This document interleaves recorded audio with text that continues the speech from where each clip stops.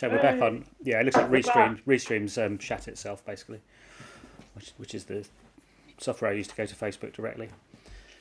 Okay, so we're gonna just give it a few minutes for people to rejoin. I'll post something on Facebook just saying whatever on YouTube because software's gone to pot. Is it not reloading then? Restream's gone. So Restream's the one which is pushes it out to both Facebook and YouTube. I think that's what went down. Right. Right. Yeah, I've got the new stream. Yeah. There we go. I'm going to post on. Yeah. I am now So watching. who were we insulting before it all cut off? Phil. It's a shame because we're going to lose the audience, Yeah. but it's all good. Right. Got some people joining us. How are you doing, guys? I'm just going to post to Facebook. Effectively, what happened is the restreaming software or the restreaming company I use in the cloud to push it out to Facebook and YouTube went down, which killed the stream out, and we've just been trying to work out what's going on. So we're back. Let me just give us a couple of minutes to pick up some more viewers, and then we'll get going again. So I'm really sorry about that, but not much I can do. I'm just going to jump on Facebook and tell everyone over there that we are. Tell you what, while we're waiting, Yeah. FAMAS, best GNU ever, discuss. Well, well, wasn't it the first AEG? Am I correct? Is that right? It was. And I remember seeing when I started, if you wanted to buy an airsoft gun, you had to buy Gun Mart, and you might see an advert in the very back of Gun Mart that said, "We have 2 Tokyo Marui Japanese FAMAS automatic electric guns, only £600 each." Oh man, and we think it's bad these days. You know, if everybody They says, literally did have 2 in the country. That was it. saying it's the best gun ever. I mean, it must have been pretty amazing at that point in time, though, going from manually cocked Springers. It was worse than the Springers, in my opinion. Yeah, to be honest, when we first went to AEGs, we stayed with we started buying AEGs, but my first AEG was a Tokyo Marui MP5A5. It had hop-up. It was non-hop. Whereas my Spring Tokyo Marui MP5A3 had hop-up. So if you wanted range, you used a Springer. Right. And even years later... At that point, most people still had Springers. So you weren't at a disadvantage by not being able to do fully automatic fire. Did they go back and retrofit the FAMAS with a hop-up at one point or something? Yeah, they did all of them. All of them they did. Yeah. In fact, the M4 was the first one to come out with adjustable hop-up, I think, wasn't it? When they launched the M4. The M5 had it, but only later versions, and then the XM. The original release was the MP5 A4 and A5, FAMAS SV, and FAMAS Carbine, which no one will have ever seen. No. M16A1, XM177E2. That was the original model range, and then they added the 653 and 655 carbines. Yeah. They added the MP5 SD series. Yeah, they were lovely. They were.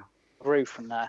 It sounds like they were like way more into the detail than they are these days. Yeah, I was going to say that's very interesting models they chose to use. They did.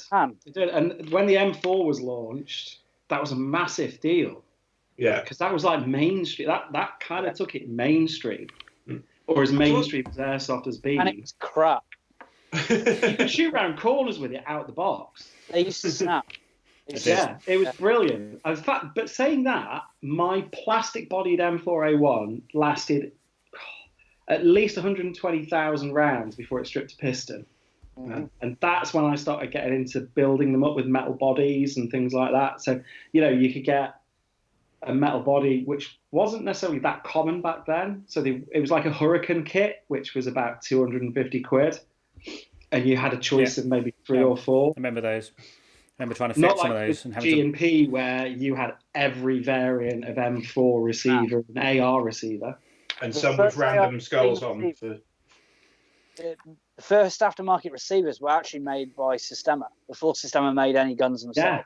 Yeah, they did. They did all the tune-up bits, tune-up kits and everything, didn't they? FTKs and all that stuff. Okay, we've got some people back in. Obviously, we've lost some viewers, which is a bit of a shame, but we've got some people here. So let's kind of crack on where we are. So we were talking about state of the game and how it got to where it is in 2020. Mainly this is going to be historical retrospective because it kind of helps explain everybody. Sorry about the dropout if you've just joined us. It looks like Restream, who I use to split the stream to Facebook and YouTube, have exploded in the cloud somewhere. So there you go, we're just live on YouTube. So we've just been talking about how we got started, because we're a bunch of old guys, apart from Ben, who's not quite as old. I am in spirit. And we've been talking about how we got into Airsoft and what Airsoft was like when it started off, via Springers and the first AEGs and all of that kind of jazz. We had a brief chat about what games were like way back when. So let's go and want to move on to kind of what sort of games games or exercises or scenarios that you like playing now.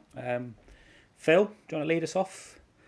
I still love a good Sunday weekend's woodland skirmish, but I have to say I've done a few invite-only games where there's limited ammo, a bit more of a team structure, a bit more mission-orientated perhaps, although I play regularly at Fireball and they are split into longer, so a morning and an afternoon game, and they are very mission-orientated. I like that. I don't want to do half-hour capture the flag and then reverse and stuff like that. I want to play games where there's the chance to work as a team or even split into smaller teams. In fact, that game where we all met up in Humber Airsoft a couple of years ago in April, that was probably one of my favourite games, apart from it being baking hot. And by the end of it, my M4, which had everything bolted to it, was literally just the vertical grip and the magazine left. Oh, you taking stuff off as you went through? And pistol went, magazines for the pistol went, spare magazines went, kept grenades, which was quite useful in the end. But yeah, I still like a good weekend skirmish.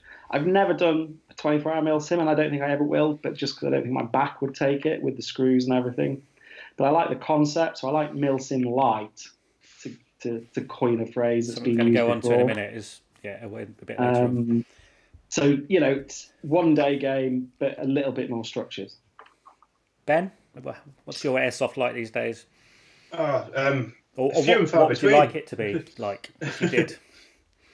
No, so obviously even pre-lockdown, it's been a little bit less intense than it has been in the past, and that's kind of out of choice. I do like the odd ad hoc kind of game, but I also kind of get a bit freaked out when the ad hoc stuff sort of breaks down and the planning becomes too difficult. And, when you work all week, sometimes you just kind of need to have a bit of a lay-in at the weekend. And I've quite enjoyed just popping down to like a range and having a bit of a shoot on an afternoon, and just kind of taking it really chill. I think part of that is possibly also because I don't drive myself, so I'm always kind of needing to rely on somebody else to be there at the right time and for me to be with them at the right time, and it kind of adds an extra layer of complexity into things. And then when there's work commitments and things popping up, it's made it a little bit difficult for me to get straight in like I used to.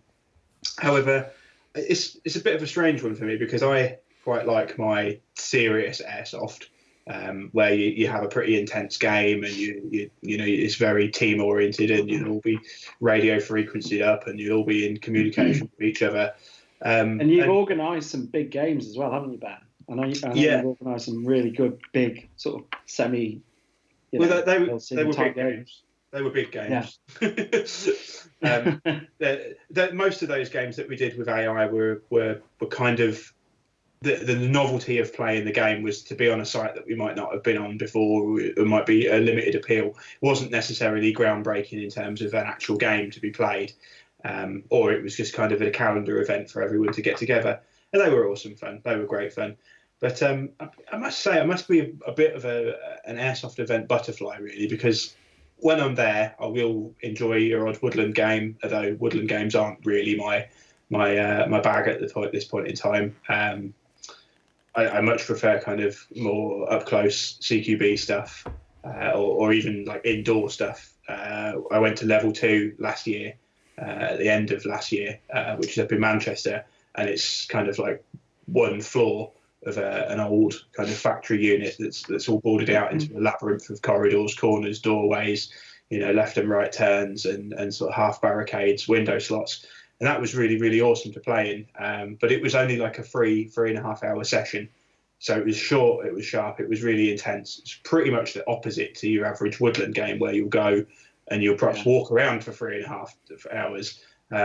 Last game, me and Tom went to, where was it? Rugeley. Was it Stormforce? Yeah, we wandered around on ridges for like 2 hours having a natter. We kind of just realised that we were enjoying having a bit of a walk and a talk. Probably should have been playing golf at the time, really, but that was really good fun as well in itself. I personally kind of really like a bit of a structured game. But that said, I kind of like a bit of a loose hangout with my mates as well. When you say structured, what does structured mean? Things to be done at certain times, right. People fulfilling, and I don't mean, when I say fulfilling roles, I don't mean sort of putting in some sort of chody military command structure and you all having to salute people, which is actual complete bollocks. I've never been to a game anybody's ever done that before. But kind of almost like a narrative-driven game. So something will happen at a certain time, and there's consequences to what you actually do. If you get shot, there's actually a consequence to that. It's not just going back to a respawn. Yeah.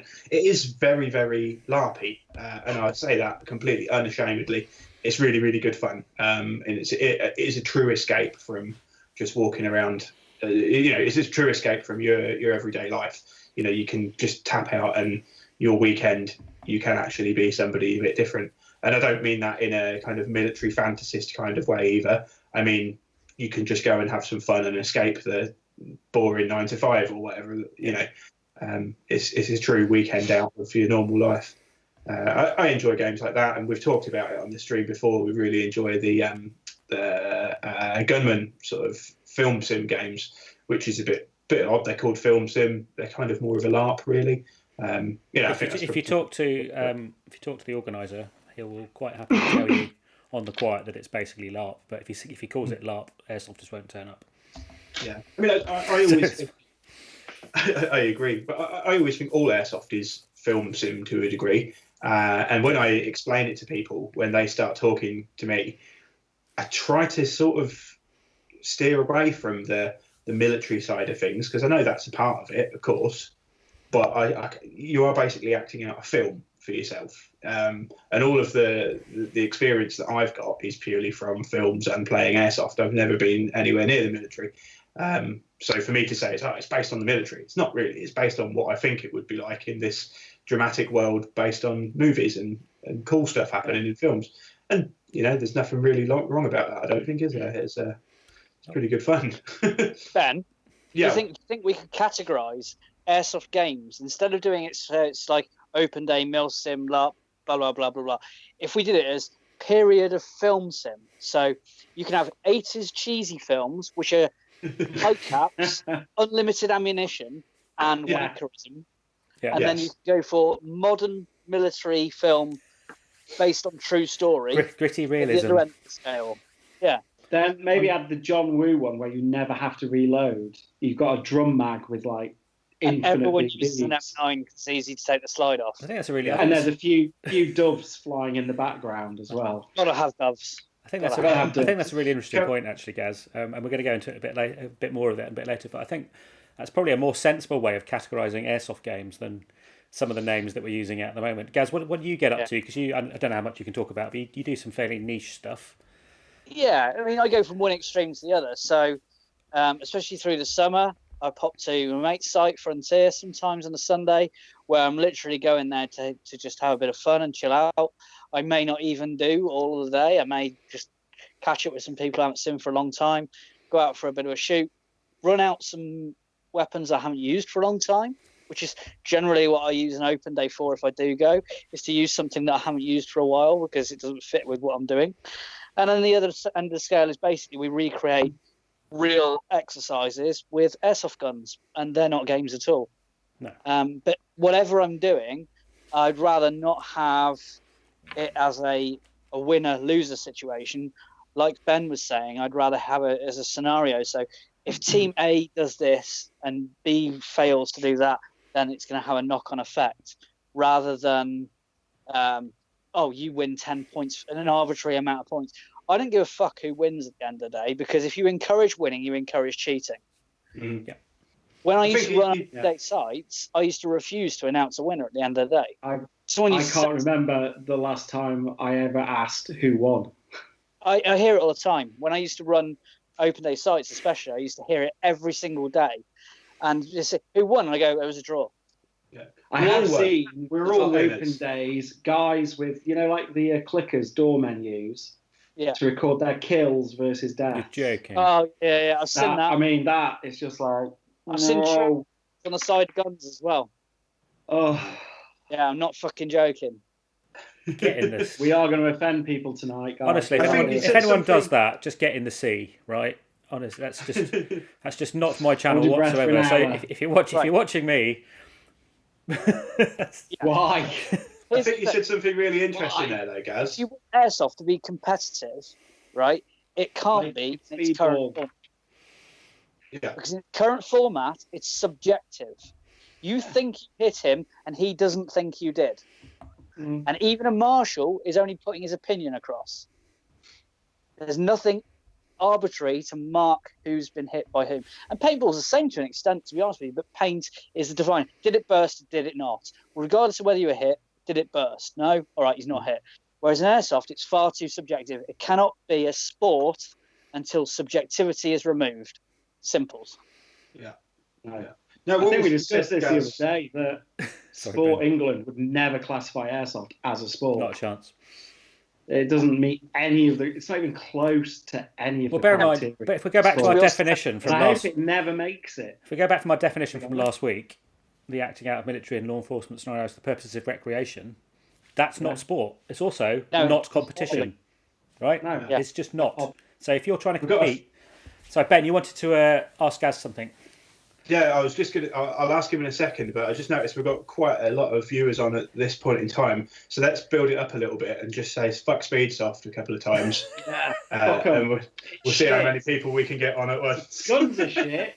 It's I'll be a honest. shit idea, and it's just shit. Full stop. Big speed soft. I appreciate that some people enjoy it, and that's fine. But it is not Airsoft.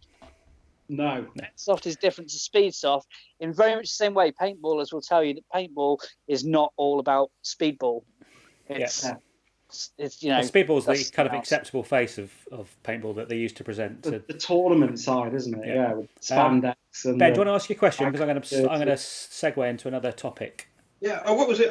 It was something you said, Gaz, about the games you do and they're acting out scenarios with airsoft guns.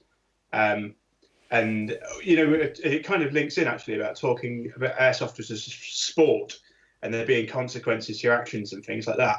And I actually think like those kind of games, everybody gets really, really high and mighty about it. And there'll be, we were talking about it before the stream and there's some guy trolling everybody on a Facebook page saying, why do you guys all take it so seriously? Dressing up like a special forces operator and training and shit like that. But if you actually want to get better at anything, or you want the self-satisfaction of knowing that you've achieved something plenty, it's actually pretty essential to train and to continue repeating the same thing over and over I again. find it bizarre. It's like Tour de France cyclists, right? You're going to cycle around France, you might want to do a bit of training before you get on your bike and ride fuck for that. 21. But fuck that, it's not gentlemanly. No. Who do you think you are, taking all that cycling so seriously? Last top, when we got those attack sense targets, we were shit when we started. Yeah. And over the course of like 6 hours, Got a lot better. we cut our times in half. Shows how bad we were to start off with, wasn't it? We were shit. Right. I mean, you kept grabbing an M4 mag to stick in your pistol. Well, that didn't work very well, did it? No. Okay, Depends so if you've got one of them Speedsoft high cappers. we've kind of talked about it. Let's go for it. Obviously, I think the influences on airsofters has changed, and the reason people come in has changed. We'll dig into that a bit later. In my mind, one of the major causes is online multiplayer games like COD.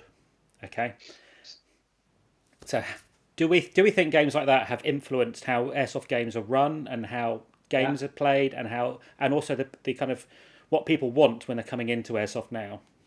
I think the way people term things in airsoft has changed for sure. Like this, speaking about an airsoft site as a map, it's not a fucking map. A map is a piece. There's a map, right? Yeah. It's a fucking airsoft site. What map are we playing? Yeah. The other thing is What game mode? Yeah, things like that. But I mean, even when we were around in the early 90s, there was games like Delta Force 2 that we played on computer that they were what we did when we couldn't go airsoft, when we couldn't go outside. Whereas I think it's flipped. Instead of the computer game being a replacement for when we can't go out and do airsoft, now airsoft is becoming the thing you do when you're not sat at a computer game. So it's reversed. I think that's the main difference. Which is a lot more people scary, who've come to it. But there's a lot more people who've come to it because of it, and we can all name probably at least one or two games where, if you look at their magazines or their guns, they've used airsoft guns to model the guns in the game. Yeah, hugely. And I don't think it's a bad thing with Call of Duty. I mean, when Call of Duty 4 came out, and I was working for a rather large site operator at the time, we did see the influence. People wearing the ghost fleeces and it's fucking hot. It's 24 degrees and you've got a hairy fleece on. But to be honest, I have no issue with that because they're still using military or law enforcement style equipment and clothing. It's just based upon a different visual. Yeah, it's a different influence, isn't it? So one of the big things I had coming in was Black Hawk Down, the movie. Yeah. But I read military history. I read books. I did lots of. I had, I was rather than from my primary sources for military information was reading, because this is again pre-Facebook, pre-YouTube. We're going to talk about that in a bit. And I've still got most of them on the bookshelf up there. So the stuff I wanted to do was based on military scenarios that I'd read about, in a reasonably formal kind of way. And so this is another influence, and I'm not saying it's right or wrong. Actually, I think most of it is. But I think the multiplayer stuff that people play on it tends to be very short, sharp, regen-based games now. So for me, when I started playing, there was no respawns.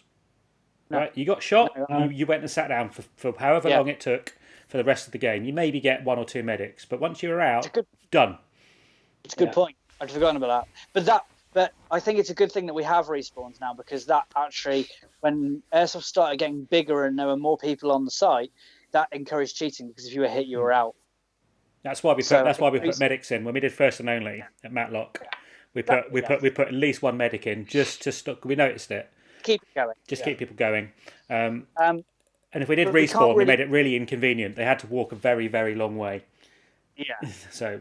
Couldn't really blame computer games like that, I don't think, as much as some of the more modern influences. Because, for instance, when I started in 1990, the group of mates I was with that we used to go to gun club, where you got together as a team, as it were, and we organised ourselves. We modelled ourselves on the film Navy SEAL from Charlie Sheen. We all had black film. What a film! I was going to say that would be like the epitome of high cap use, wouldn't it? If we were going to use your system, Charlie Sheen and Navy SEALs, and your guns got to make a no scope hit shot. But we had that as an influence, and I think that you used that type of media to influence how you were going to shoot, what you were going to use. We were all buying MP5 Springers. We all were wearing black. We all had the face paint on, this, that, and the other when we were skirmishing. We were in fucking black in a woodland in summer. You know what I mean? It's not practical. We weren't doing it for practicality purposes. We were doing it because the Navy fucking SEALs did it. So I don't think that bit has changed as much. I think there's more, and I'll leave it for now, but I think there's more modern influences that have influenced Airsoft in a more negative way in computer games. I'd say there's a lot more films as well that are a lot more realistic, like Act of Valor, my favourite TV show with my mate David. Phil, I've seen better acting at an Airsoft game than I have in Act of Valor. That's because they were actual military personnel. They're Navy SEALs, weren't they? Their acting skills weren't really why they were in it. I've still watched it about 15 times. Yeah, that opening scene when they turn up the boats and the miniguns. That hot extract, exactly, the hot extract. My favourite bit's you think that's hard? Try being a dad. Yeah. That's such a line. And being a dad is hard, but I don't think it's as hard as being a Navy SEAL. Okay, have we got any more we want to say on stuff like that? I was going to say something. Go for it, Ben. It really isn't a map, it's a site. I think it's... and you don't need to record death versus kills. No, it's not really that important. No, I think part of the problem is, and it is kind of linked to computer games. I think everybody wants everything immediately these days, and it's not necessarily just computer games that's done that, but it's the way our technology has kind of led us. And kids probably grew up with the ability to download anything straight away. You know, you haven't got to wait until Saturday to get to the shop to buy a computer game. You can download it right away. And if your internet connection's not fast enough, you get a faster internet connection and download it immediately. Airsoft kind of, for me, worked pretty well because it's like patience. You know, you kind of do have to have the patience, and you find it more rewarding if you can exercise patience. And, you know, good things come to you if you wait. And nowadays, the games have been adapted. You know, like I mentioned about Level 2 Airsoft. And this is in absolutely no way discrediting those guys, but they have absolutely tailored their game experience for people with a short amount of time and a short attention span to get as much in that period of time as possible. You don't need to have patience there. If you get shot, you run around the corner, you go back, you know, probably about 100 meters all told, but it's zigzagging all the way around, and you're straight back in. And there's no building up. You don't have to do any kind of, you know, taking your time, getting into the right position. You can just keep charging in. You can keep doing a bit of shooting. You can keep getting shot. I'm pretty sure you could just, like, shut your eyes and shoot in direction and still hit people there. Not that it's, like, doesn't require any skill, but people will eventually come towards you rather than anything. So, yeah, basically, I'm going to say bloody kids, but it's like people want everything immediately, and there's no real time put into it. There's no real labouring over it, and maybe I think that comes down to something that I'm sure we're going to get into shortly, and I'm avoiding at the moment. Another modern influence has made more difference to Airsoft. It's definitely on the list, Gaz. Don't worry. That's why I'm leaving. See, I'm skirting around it. I'm being good. Okay. I want to move on to, and we kind of already talked about it. It's something we discussed earlier, which came from a comment on Airsoft Europe Facebook group by a member of Airsoft Rants and Bants. Now, those two Facebook groups have a bit of a love-hate relationship, mainly hate. But the comment was effectively, why do you not take it too seriously? So, do we think some people take Airsoft too seriously? And is there any problem in taking Airsoft seriously? Play it how you want it, as long as, you know, you're not causing offence, pain, or anything illegal to somebody else, and as long as it's not speed soft. As long as you're not adversely affecting someone else's make-believe. Yeah, I think one of the problems was that they were saying people blurring their faces out, but there's people out there who don't necessarily, with the jobs they have, there's a good reason for people to see them playing with guns. Well, on that one, like you said, there's the job thing, but also, I mean, a lot of the photos that came out a couple of years ago that were blurred faces actually came from events that I ran. Yeah. And the reason why those faces were blurred was because we blurred everybody. Photos. Yeah. The only photos taken were taken by our photographer, and because we had people on site who were helping us run things that couldn't appear, rather than highlight to the people who had been that those people were special, we blurred everybody, because then no one who was there, then there's only 20 or 30 people at a time there. So if we blur that one, they're going to go, hang on, that was the guy that was showing us how to do this or asking us to do that. Yeah. And now we know what he looks like and the fact that he was fucking special. We blur everybody. Doesn't it actually kind of look more authentic as well? I mean, how much time and effort do you put into building a kit and to make it look right and to go into an apt scenario and in an environment that looks and feels real, and then you take some pictures. Yeah, why not take some pictures that look and feel a little bit more authentic? You know, I've seen people go to the extent of taking period pictures on period cameras and leaving the shitty little time and date stamp and getting that set to the right period of time. You know, like on a film camera. There's the guy that does the real fake guns. I'm sure they uploaded a few, and I don't know whether they actually did it in post or anything like that. But it was cool. They've gone to a real extreme level to make the pictures look of that time and look really authentic.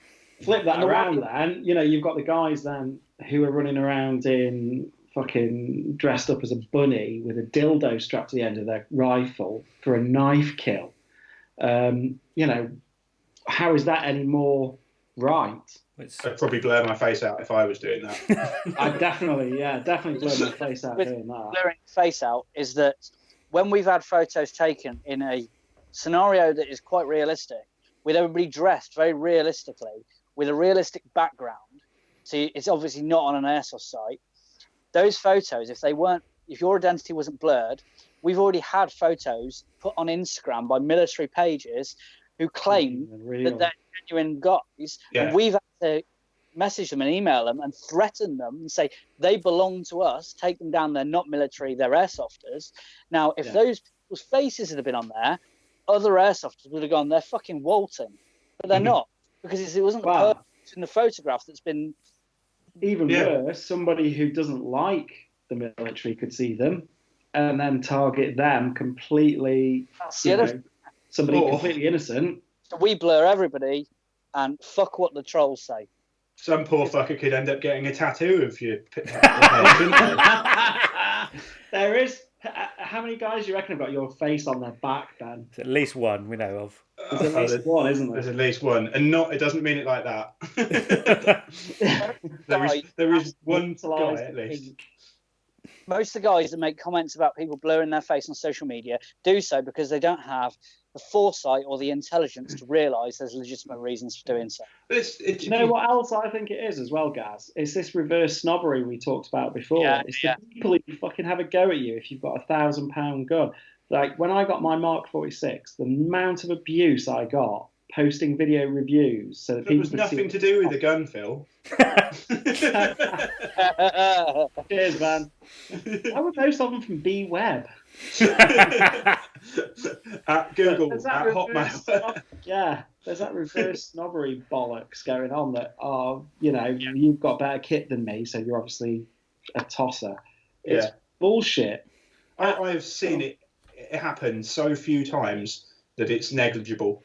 People's, that guy's a complete tosser. Look at him in his cry kit, thinking he's all better than us. The guy's not said a thing all day.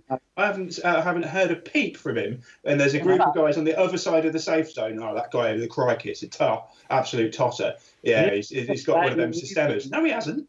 His systema or his TM recoil, or explaining why he's got a Cry JPC2 and how much it where to get it from and what pouches to get. Oh, look at him talking about all his kit. Yes, because there's a queue of people standing there waiting to ask him about the kit that he's got. That's a nice pouch. Do we analogy about the sorry, Gaz? Analogy about the blurring the faces out. Can you imagine if they made a film, like 13 hours or something like that, and on 13 hours, instead of it looking lifelike, they're all walking around with this mic on them. Yeah, we've got to have mics because it's a film. They've got to have a lapel mic, and it's windy, so we've got to put this furry thing on them. And it's like, actually, no, it's a film. You're creating a film, so you do what you can to remove those barriers for the make-believe, don't you? Disbelief. Yeah. The dirty secret about expensive kit as well, for a lot of people. Like, I have some nice kit, right? I haven't paid for any of it. Yeah, I'm not paying fucking retail for it. Like the counter argument in a lot of these Facebook groups, like, Cry trousers, they cost £500. Really, fuck, I've never paid that for them. And if I did, I wouldn't pay that. The most I think I paid for a pair of Cry trousers was, I haven't. And like when I have bought nice kit, I've bought it way less than I would have, because when you're collecting these bits and pieces up for a purpose, whether you're making an impression kit or whether you want them for a specific purpose or something like that, you don't rush out. You don't need that instant gratification, and I'll buy it this fucking second, because it's an expensive piece of kit. So you think on it more, and you watch auctions, you look places, and I think that counters the whole instant gratification society that Ben was talking about. Is you've got these kids that need everything now, and then they see someone with a £500 pair of trousers and think he must have paid £500 for it because he needed them now. No, he just watched eBay for 6 months until they were £100. I've got to be honest, Gaz. I've never paid full brand new ticket for most of my guns. I bought probably one or two of my guns brand new. Other times I just kind of waited. Like I had pretty much every TM recoil AEG that was available up until 2012 or something like that, and I didn't pay full price for any of them. I waited. I paid full price for my Scar Age. The rest I bought second hand from Phil when he got bored. feels like let's not talk about price of guns. Well, we were just saying before we came on the first stream, before the first stream went down, is that Edgar Brothers have got a ghost sale opened up again, and they've got a load of new stuff in it, and we're all like, oh. We were talking about that to keep your sound check. Yeah, it was like, I've got some nice kit. Most of it's come off eBay, or I've bought. Yeah, in fact, most of it's come off eBay, or friends have said, "Oh, you've seen a sales post." So, yeah, I've not done. Do we think a lot of this is jealousy? I think it's misunderstanding as well. I think people buy kit for the same reason that they do, right? Which isn't always the case. We were talking about some Gore-Tex trousers just before the streams. We were talking about Alpha trousers, and I had a set for a couple of years, and they stayed sealed in the packet. To me, they weren't worth what their ticket price was for sure, and they weren't worth anything close to that. But for someone who needs Gore-Tex trousers, they're the best Gore-Tex trousers you could possibly buy in multi-cam, and to them they're worth it. And it's the same with Airsoft kit. If someone's only going out and playing a game once or twice a month on a Sunday for 4.5 hours, that's all you actually play for on an open day because of breaks and lunch. So for 4.5 hours play a month, I wouldn't spend 100 quid on a pair of Cries. I wouldn't even spend Viper prices for that. I'd get some MTP trousers for 15 quid and they'd do me. But someone needs it for more than that. They want it for impressions, or they're doing weekenders, or they need it to survive Old Con Valley in the middle of winter, which, trust me, will kill kit, especially the barbed wire fences. It'll kill you if you're not careful. Yeah, exactly. I mean, we had a pair of Helicon trousers when we used to go there, and they had ripstop. Now, the first time someone went to cross a fence in the Helicons, they tore along the ripstop line, like from the crotch all the way down to the ankle with one piece of wire. Now, I've got. It should really just be called Rip Guide, shouldn't it? Yeah. Like, follow the rip. It just follows the line. Whereas I punched a hole in my Cry combat trousers with a bolt the first day I put them on. I was climbing up to open the garage door in the range, and this bolt was like 12 mil across, and it punched a hole straight through. And the guy I was with said, "Do you want me to get them swapped out?" I was like, "No, don't worry about it, because they are what they are." That hole's got small. Not bigger. Smaller. I can look for they're healing. It hasn't torn Magical out. power Cry. Yeah, I'll dig them out somewhere on the stream. Actually, you'll see. You can barely see the hole now because it's actually sort of tightened up over time as the threads got older. I think most people that buy Airsoft kit, like fancy kit, aren't really buying it because they're under some illusion that it's going to make them better. But I'm a huge fan of, if you want something nice, just get yourself something nice. Like, if you can afford it, if nothing else in your life is being sacrificed, why not enjoy it? And then time and time again, this has been talked about, but if you buy something nice, you can sell it for more if you eventually get bored of it, or if you feel you can sell it for well under the odds and rip yourself off. There's actually another one about plates as well. Sorry, Ben. Go. There was another one about plates. Someone was asking about who uses, and he didn't mention real plates. He just said plates, but the first person who commented jumped on and went, "What do you need real plates for? You're not going to shot out by bullets." I wear plates. The reason I wear plates, I wear real ones rather than Terrail do really good like weighted plates. Trident. And there's a couple of guys who Trident, really big plates. I don't use weighted plates because I'd have to pay for them. I've got real plates that I paid a lot less for than I would do, replica plates. So I use those. And the reason I use weighted plates isn't because I want them to bounce BBs off, because funnily enough, it actually makes it easier to notice the hits because you hear it. Yeah, it sounds different, isn't it? Yeah, it's a real sharp crack. The reason I use weighted plates is because I'm older, and using a gas rifle, I want my rig to be balanced as it's designed to be, so it minimalizes pain in my lower back. And using plates does that. It means I can wear it for an entire weekend. I've got to say, on that point, I've got screws and carbon fibre cage in my spine. And when I switched from the little foam plates that my Warrior DCS came with to training plates, and they're the Trident gear ones, so they're only foam, they're not massively heavy, my back hurt a lot less at the end of the day because it was balanced. The weight was even front and back.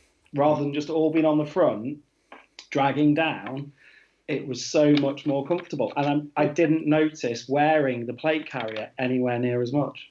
Yeah, exactly. Your plate carrier's been designed with that weight in place. Yeah. The clue's in the name, really, isn't it? Yes.